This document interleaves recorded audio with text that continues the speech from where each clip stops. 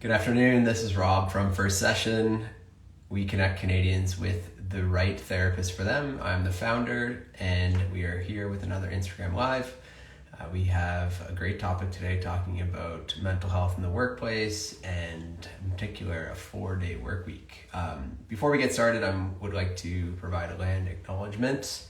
I acknowledge the land that I'm meeting on today is the traditional territory of many nations, including the Mississaugas of the Credit, the Anishinaabeg, the Chippewa, the Haudenosaunee, and the Wendat peoples, and is now home to many diverse First Nations, Inuit, and Métis people. We also acknowledge that Toronto is covered by the Treaty 13 of the Mississauga of the Credit. Looks like our guest is already here today. It is Jamie Savage of the Leadership Agency, and we'll just bring her in now. Hi, how are you? Hi, Jamie. Well, thank you. How are you? Good. Doing well, thank you. That was a great land acknowledgement, and thank you for kicking it off that way. That was great. Oh, thank you. Thank you. Thank you for joining today. Where are you? Are you Toronto, New York? I know bit of a jet setter at work. Yeah, so I'm in Toronto, so I'm in the Danforth area of Toronto. We have an office downtown Toronto, Portland and Adelaide area. And, when just before the pandemic hit, we were focused almost exclusively in growing business in New York. And I'd spent so much time there. And we're now starting to invest, back in that market and getting there again. So Cool. hopefully, yeah, we can Cool. start traveling again. Awesome. I'm going to take a quick step back and tell a little bit more about you for those who don't know. So this is Jamie Savage, the founder of the Leadership Agency, which is an award-winning recruitment agency. Some of their clients include SkipTheDishes, Endy, StackAdapt, Ritual, and some of the hottest startups around. Jamie is also an angel investor and board member with Startup Canada, The Big Push, and Sleeping Giant Brewery. We'll be asking about their big move at the company to switch to a 4-day work week and how that's working out, and talking more about mental health. And just an aside as well. So a recent study reported that nearly 1 in 5 Canadians have resigned from their jobs due to increased stress and work during the pandemic. So mental health in the workplace is a very important issue today. So very excited to talk with you. So thank you for joining. Yeah, thank you for having me. So you made this big change recently to a 4-day work week. Tell us a little bit more about where that came from and how that was related to mental health, if it is, and where that came about. Yeah, great question. And it's important to know that we actually did this initially a year ago. So we launched this essentially around October 1st, 2020. And it was in a direct response to mental health and well-being because, we are a bootstrapped startup women-led company. And, we were directly impacted, just our industry in a whole was directly impacted by the pandemic. And what I mean by that is, recruitment came to a screeching halt, when this happened. And not only did it stop, but things started to move backwards. People around us were losing jobs. Our clients themselves were losing jobs. We were retracting offers. There was a lot of intensity around what we were doing compared to what we were doing prior. But then when that dial started to move, it was like it spun right off the charts. It was so busy so quickly, and we had all this other trauma to some degree to process and to work through as well.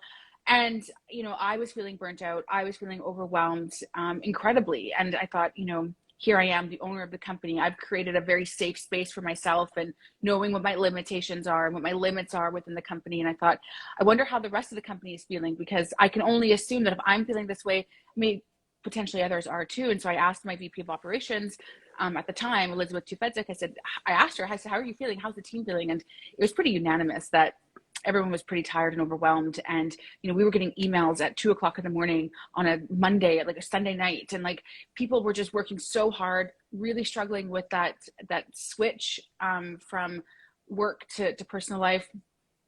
And, all while and we were in some sort of lockdown this time last year too. So all we were doing was working. We weren't investing in ourselves. We weren't paying attention to taking care of ourselves beyond work at this point. So I said, hey, like, we get to help build some of the most impressive companies of our generation by helping them make great hires. We shouldn't be exempt from that, and we need to invest. And 2 days later, we were a 4-day work week company. Wow, that's incredible.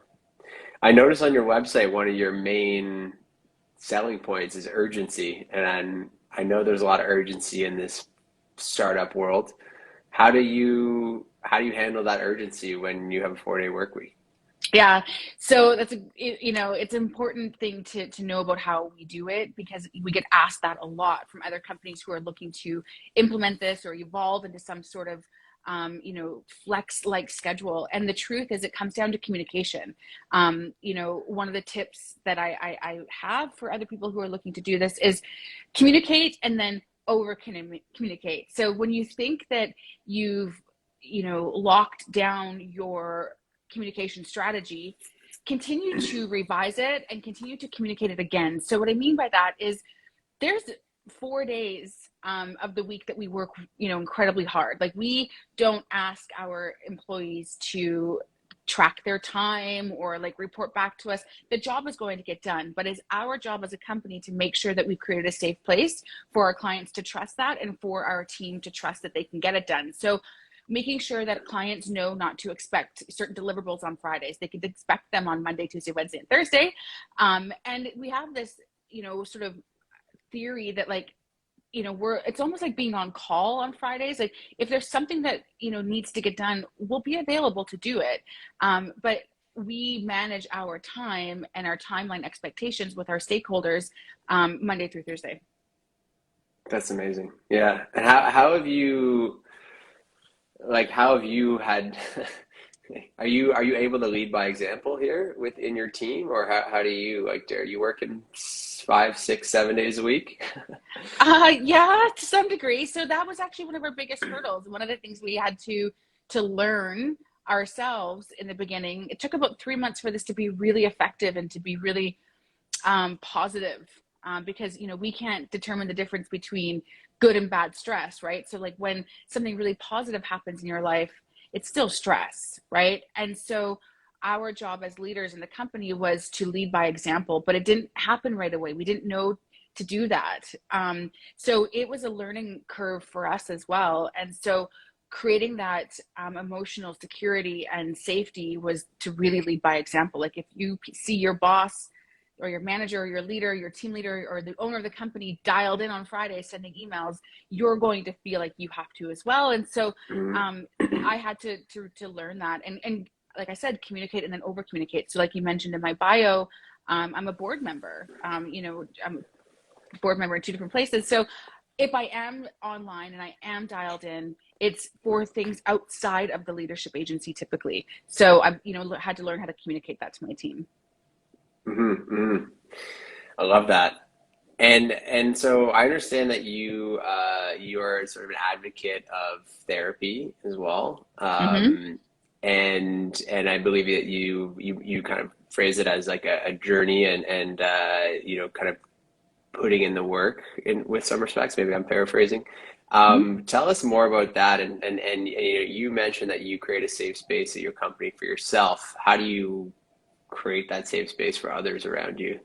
Yeah, so it's definitely a journey. And, I think when I founded the company, my intentions were so pure and so good to create a company in a culture that I had never worked for before. And I worked for good companies. So, like, the bar was set high, but I knew that I wanted to create something really unique and better than anything I'd ever worked for. So the intention was there, but I was in a very unique place in my life where I myself was in a state of trauma, and I was in a very, like, a quite abusive relationship, and leaving that and starting the company. And so not even knowing and realizing that I hadn't done the work yet. And so seeing the improvement and the journey in the years, now we're going into 5 years of this company. So it's been a 5-year journey. How much improvement has been made, to my life and to the outlook and to the like I said, the environment I create for others around me. So, and that I completely attribute therapy and to, you know, various other intentional efforts to get better. But it took a while to even realize that I needed the help. And so that's something that I've always, you know, committed to leaning into and getting the help and asking for the right help. But like, I'll give you another example is, you know, 4 years into that journey, you know, things can still happen. You do the work, and I'm a huge advocate for therapy and other ways that, you know, people can invest in themselves. But, you know, 4 years in, just 3 or 4 months ago, I had experienced, you know, something that I could never have even imagined, you know, in terms of trauma and pain. And, you know, we had miscarried, and it created me, it made me take a step back. It created this pause in my life where I was almost physically and mentally incapacitated, where I couldn't even like open up my computer to work. And that's an example of answering your question about the safety and the safe place I've created for myself, is because I knew I could do that. I'm the owner of the company. Like there's leverage and privilege there, right? And that's really what it is. It's a privilege. And, you know, it made me realize that, like, what if this were to happen to one of my team members? You know, what if they were to experience this? I would hope that they felt safe to take the time, bereavement or mental health, you know, time off. But what if they don't know that? What if I need to actually create policy and communicate this to them, and not just assume that because of my privilege, they assume they have it as well? And so what that did is it propelled me to dig in and really learn how my team felt about, you know, paid time off. And so I came up with 3 policies that allowed people to have safety within the company, that if they were to experience loss, we now have a 3-week bereavement paid leave. We have 5 universal days, and we call them universal days very intentionally, because if we call them sick days, there's stigma attached to that. There's fear around having to prove that you're sick. And what if it's because you're just not wanting to get out of bed because you're not feeling, you know, capable of doing so? How are you supposed to explain that to your manager? So we came up with universal days. We've come up with a policy that will top up maternity leave for 6 months. So there's all these things that we're doing and continuously investing in as a company and as a leadership team, to ensure that, you know, it's not a one size fits all. Just because we have a 4-day work week, we just assume that everyone's mentally safe and feeling good. Like, we have to continuously invest in it. Yeah, yeah. Well, thank you for sharing a bit of your story too. That's sounds very challenging. Uh, in your workplace, how do you, like, you're primarily a recruitment agency, so you know, it's like a lot of kind of sales activities with targets, and you're trying to, you know, kind of close these deals, like help these people find jobs and help the companies connect with them. With these kind of targets and with this, you know, I imagine, like, do you set company goals, and then with the company goals, employee goals, and then how does that play into, you know, people's, like, how do you feel about the pressure that your employees have to hit targets but also take care of themselves? Like, how do you have those conversations with them? Yeah. I mean, the nature of recruitment, and just our business is that we are a sales target and KPI and metric driven business. But the one thing that, you know, we did very intentionally, and this is through the guidance of, you know, she's now our COO. You know, she's been promoted, our VP of operations, you know, this time last year, promoted to COO and business partner. You know, one of the points that she made that was so powerful was that the job is going to get done. Like, we hire the people who are going to be motivated and put, you know, the right amount of drive and pressure and curiosity into the role that will allow them to get the job done. You know, what we've seen a lot in our peer group, you know, and just like in our community, like whether it's our clients or people around us, typically what we've seen in this time is people will drive higher quotas and hope for the best. And we've actually not done that. We've actually lowered quotas for new employees. We've kept quotas the exact same. We haven't made this an exchange where we're saying, we're going to invest in you and give you a 4-day work week. We're going to invest in you by helping you invest in yourself. So therefore you owe us something. You owe us more quota. You owe us time off. You owe us salary. We've actually completely done the opposite. Over Mm. the entire organization, in the past year, we've increased the average salary within our company by like almost 25%. And we've kept quotas the same. And we've, created some unique business practices to allow employees to invest in themselves. So, you know, trying to just put everything in place that will create sort of that synergy without having to apply pressure. Yeah, yeah. It sounds like you're. I'm very curious about your motivation personally. Like you mentioned, when you started this company, you were experiencing trauma, but almost unknowingly. Mm-hmm. And like, what did you learn about not knowing about it? Like, when did you come to realization? And also, like, how were you motivated to start a business at that time as well? Yeah. So the way I have learned to describe it and understand it is, that feeling of like when you're running as fast as you can, like you're sprinting. That's what my life felt like. And that's what I thought was normal. I thought that like this is how I succeed because I was, a high performer in all aspects of my life. And I thought that's normal. But really what it was fear, it was trauma, it was all that stuff that was fueling that. And I had no idea. So when I actually was removed from the situation and other parts of my life started to change, like really change, I realized that, hey, this isn't normal. And what I realized is that like unintentionally and unknowingly, that expectation that I had of myself and that power that I had, I was really like running as fast as I could in all areas of my life.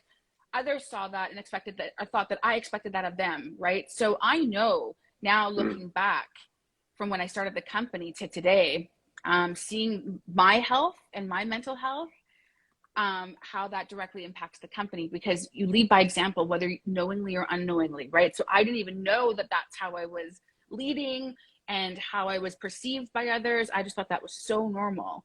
And so once you get healthy and you realize, okay, that's not normal, you start to see other people see you as somebody that they can, learn from and not be afraid of, and not be afraid of what you can achieve and what they can't. And so that was something that I realized. It was a transition. It was hard for me to learn that, because I thought that was just so, I'd convinced myself after 7 years that is what my life was and how I was supposed to operate.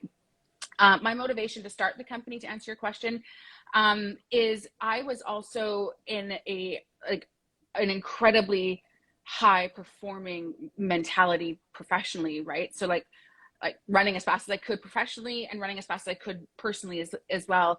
And Hmm. the control I had in that moment is, I was like, I can do this. I can create something. I'm going to take that power and that horsepower and that drive I have and create my own.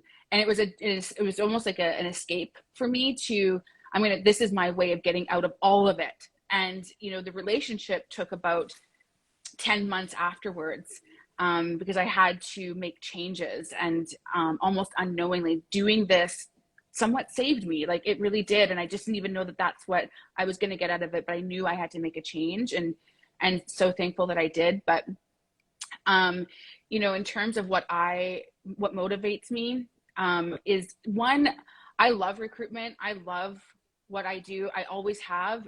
I've been in it for 15 years. Like it's undeniable to me. I can't even deny it, that I genuinely love recruitment and making change in people's lives. But what really motivates me is seeing others around me learn to love it and become experts at it and get so much out of it. So those are the things that I get out of it and what my drive and motivation is. Very cool. It seems like that's evolved nicely over time. Mm-hmm. As such a high performer and such a with someone who has the experience of sprinting for a long period of time, uh, how do you slow down now? Like, how do you rest? For others that are like need to be doing things all the time, how what have you learned about yourself in terms of how you recharge and Yeah, yeah. yeah. Yeah, it's I had to learn, that's for sure. And so for me, it was finding things that I really like to do. So, for example, I have a dog, and that in itself, having something and someone to take care of really helped me shift my mindset. So getting a dog was something that was really, really helpful for me. I got married, last year, and it's part of my life that I'm so thankful and grateful for. It's such a positive part of my personal life. So that is something that's exciting for me. I had to relearn and reinvest in my friendships, no doubt about it. Having spent 7 years in almost isolation and completely alienating yourself, unintentionally, you lose a lot, right? And so that's allowed me to focus and decide and invest in the relationships that I want back in my life. It's taken work. And so like that's something that's really positive, is seeing, those come back to life. Exercise. So, a lot of exercise, walking, bar, spin. We bought a Peloton last year because of the crazy lockdown. So that's been something I've been able to focus my energy on. Meditation, therapy, lots of therapy. And I look at therapy as quite holistic. Definitely traditional methods of, talk therapy and, behavioral based therapy. But I'm also a big believer in, acupuncture and, Hmm. Chinese medicine and so on. So it's a bigger picture for me. Cool. Yeah. I thank you for sharing that. That's yeah, I think the more I've learned about therapy and healing and wellness too, the more it's not just talk therapy that's might get you to where you want to be or need to be for sure.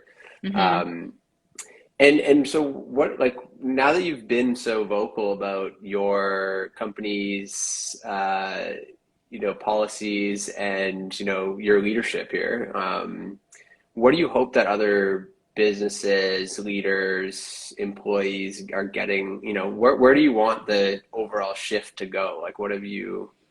What do you think? Where do you think we should all be at it from this new age of working from home or always Yeah. on? Like, where do you want the corporate world to end up? Yeah.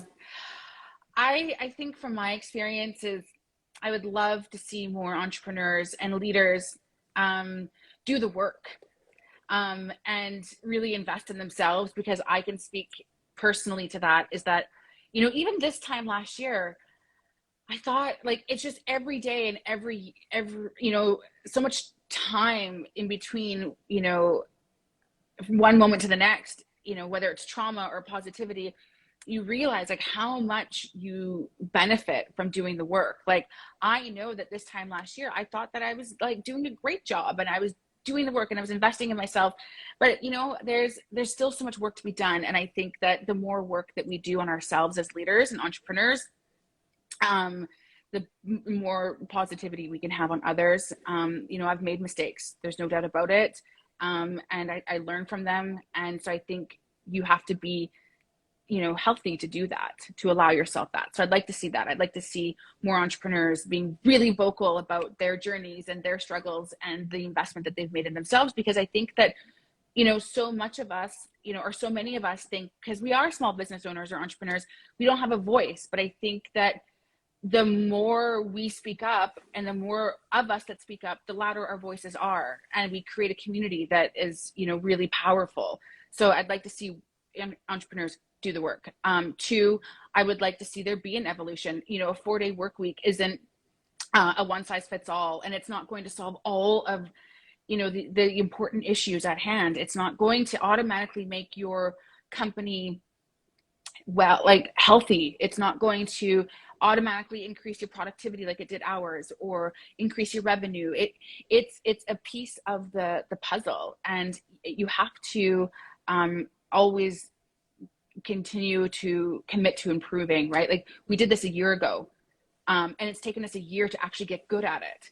Hmm. And within that year, we've also done some really cool stuff. So the buck doesn't stop there.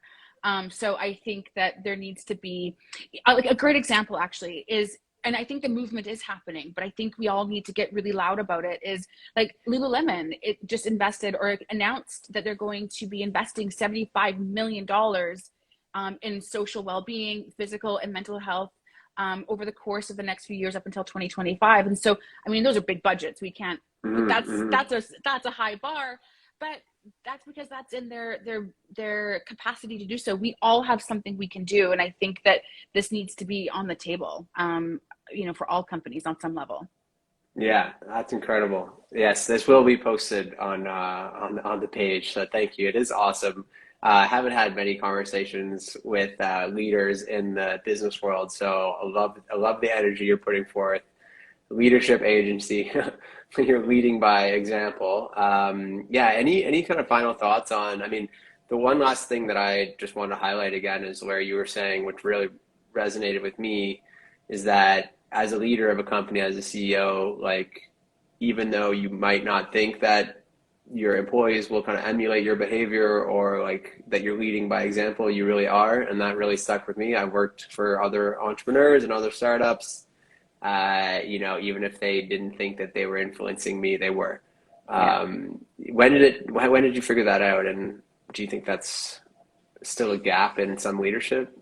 Yeah. I mean, I think I've figured it out more recently than ever. And I think a lot of it had to do with the time off I had to take this summer. I took 3 weeks off, and that's the first time probably ever in my whole career I've ever done that. Which is not Um, long, by the way, for what I you know, went through. I know, and that's the thing. Like, and it allowed me to look on the outside looking in for probably the first time ever. And I think it was a matter of like, oh my gosh, like what if someone went through this and I didn't know about it, or they didn't feel safe in telling me? And it allowed me to like really look inward and think, well, why would that be? What am I doing, or what am I not doing? What can I do? And so um I think that I definitely have learned a lot about myself and a lot about the impact that I can have over the course of this past year, more so than any other years, and any other years within the company. And that's also allowed me to look at the previous years of the company when, early days, like I said, I've made mistakes, and this has allowed me to look back and be like, okay, like what were those mistakes, or, what could I have done differently, and what will I not ever do again? And how can I become better and better? So I think it's something that something has to switch. There has to be almost like a trigger for leaders and entrepreneurs, to allow themselves to like do the work and get really inward on Hmm. themselves and their Hmm. leadership. So I don't know what that is for everyone, but that's what it was for me, for sure. Yeah, yeah, it is difficult. You can't force anyone to do the work. I think everyone's got to be ready, and we're trying to make it easier to make that first step. But yeah, well, thank you very much. I won't take up any more of your time. And yeah, so where can people find you online here? Yeah. Okay. I always forget our handles, but I'm going to try this. So our Instagram handle for the leadership agency is the leadership agency. Our Twitter is We Heart Leaders. My Instagram is Jamie Hubanoff Savage, and we're on LinkedIn, so you can connect with any one of us, any one of my team members. You can connect with me. We're always available. Awesome, awesome. Okay, well, thank you so much. Have a great rest of your week, and Great. hope to chat Thanks. again. Okay. Thanks for having me. Yeah, our pleasure. Take care. Bye.